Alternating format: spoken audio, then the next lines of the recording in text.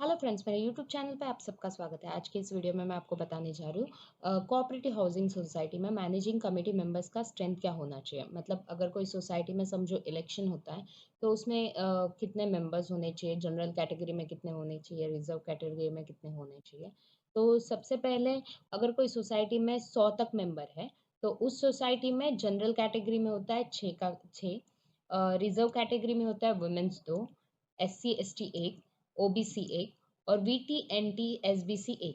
Total रहता है 11। मतलब समझो अगर कोई सोसाइटी में सिर्फ 100 मेंबर तक की सोसाइटी में सिर्फ 6 ही लोग जनरल कैटेगरी में फॉर्म फिल करते हैं तो वहाँ पे इलेक्शन नहीं होता, डायरेक्टली सिलेक्शन होता है।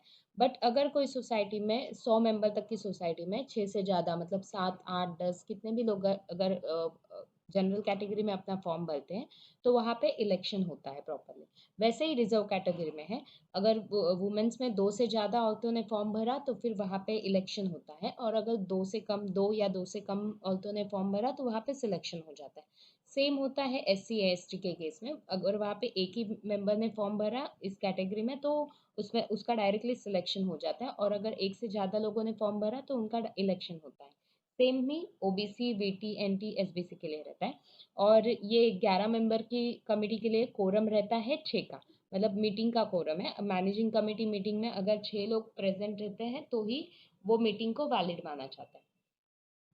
उसके बाद अगर कोई सोसाइटी में 101 से लेके 200 तक मेंबर है तो वहाँ पे जनरल कैटेगरी में होता है 8 लोग, रिजर्व कैटेगरी में होता है वुमेन्स में 2, SC ST में 1, OBC में 1, VT NT SBC में 1। टोटल रहता है 13। और इसके लिए कोरम मीटिंग के लिए कोरम रहता है 7 का। और अगर कोई सोसाइटी में 201 से 300 तक के मेंबर की सोसाइटी में जनरल कैटेगरी में होता है 10, रिजर्व कैटेगरी में वुमेन्स के लिए होता है 2, SC ST 1, OBC 1, VT NT SBC 1 और टोटल रहता है 15। और इसमें कोरम रहता है मीटिंग के लिए 8 लोगों का। और अगर कोई सोसाइटी 301 से लेके 500 तक के मेंबर की सोसाइटी में जनरल कैटेगरी 12, रिजर्व कैटेगरी में वुमेन्स में 2, SC ST 1, OBC 1, VT NT SBC 1, total रहता है 17 का। अगर कोई और कोरम रहता है इसमें 9 का।